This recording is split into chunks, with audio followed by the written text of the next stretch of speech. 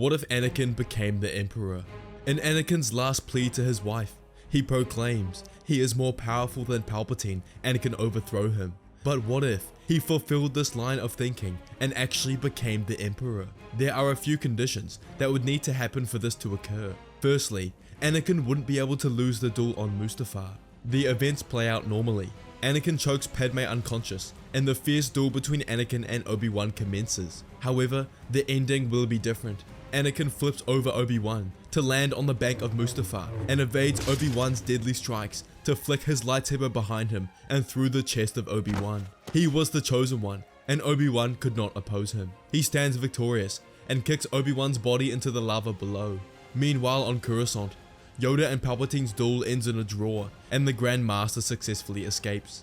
Palpatine senses a disturbance in the Force and tells Mas Amida that he senses Lord Vader is in trouble. However, what Palpatine sensed is wrong. Vader's life isn't in danger, his own is.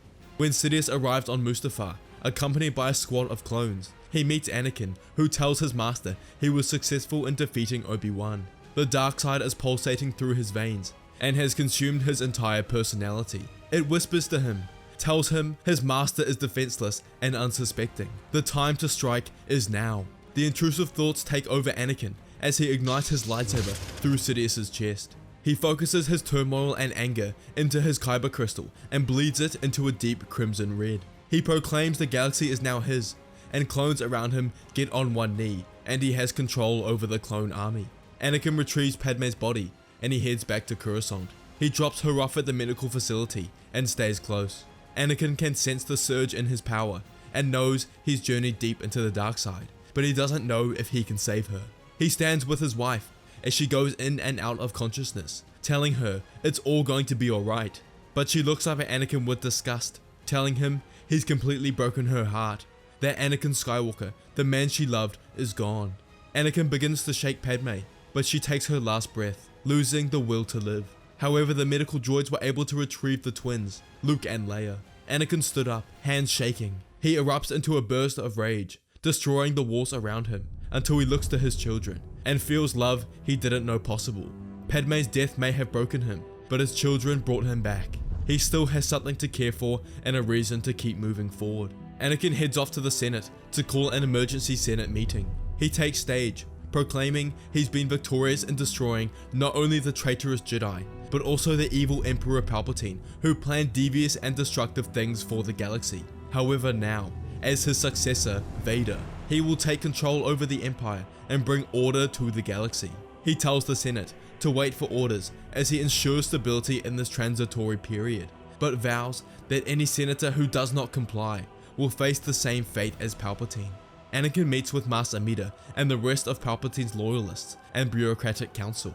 He orders them to swear loyalty to him or die, and that he'll be able to sense any hint of betrayal in their minds. They were the true powers of the galaxy, and as Emperor, it's necessary to have them by his side.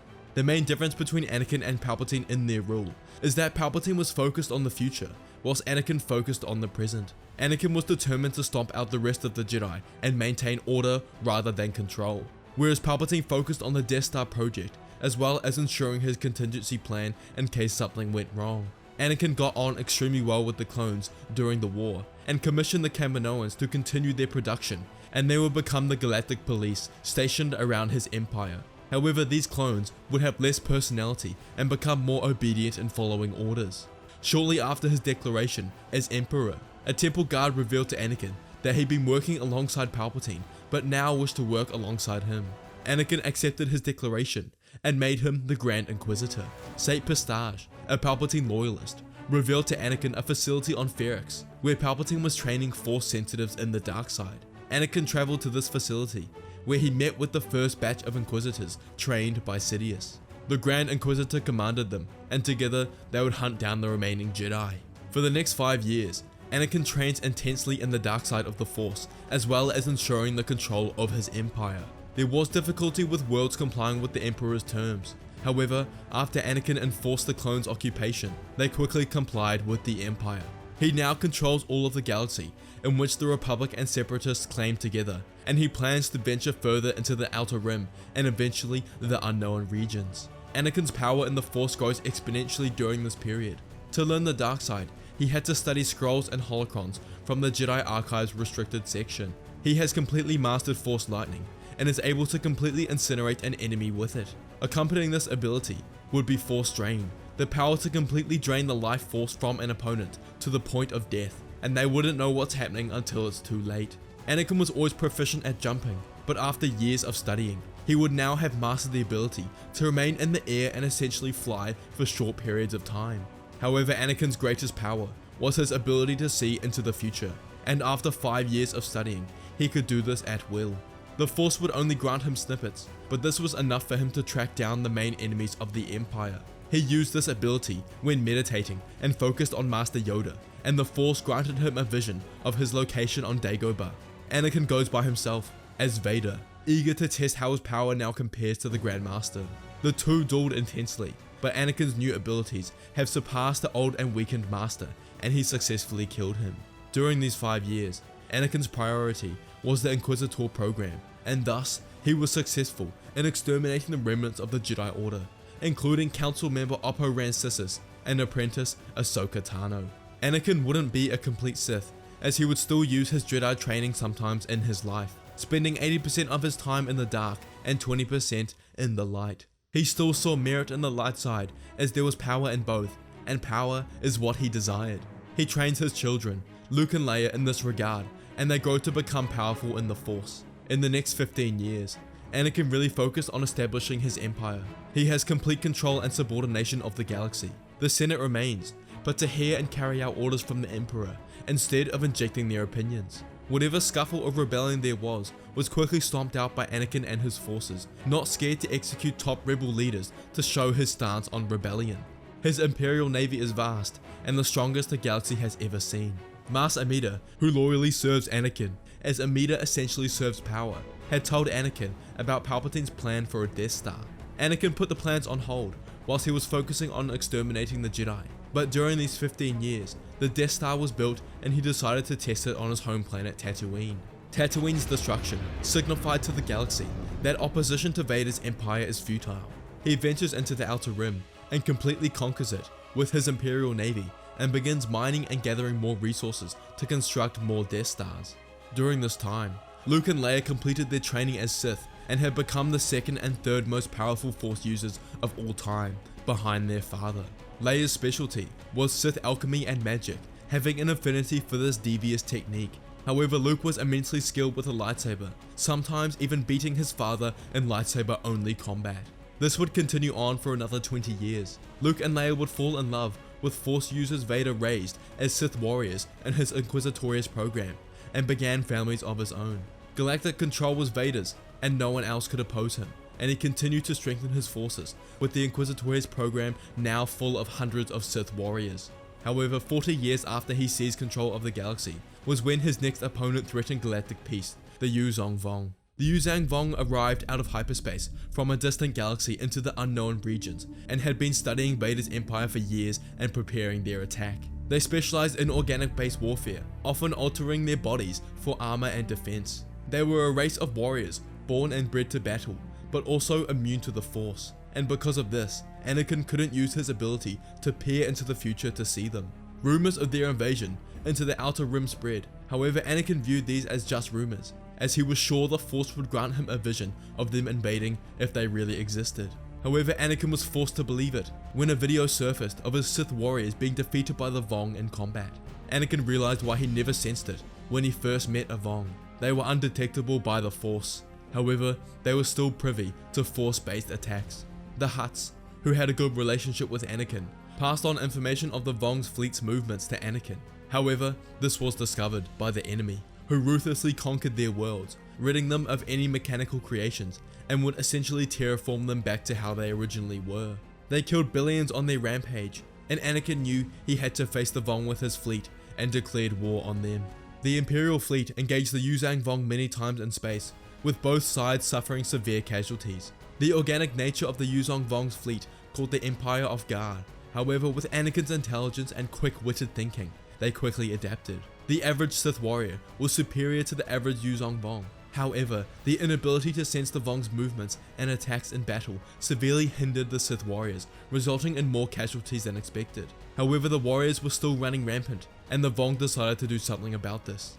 They unleashed a new biological weapon, the Voxin, which were designed to hunt and kill Force sensitives. They could sense Force sensitives through the Force, and had a variety of deadly abilities and tools at their disposal. This was extremely effective, and Anakin knew he had to end this war soon.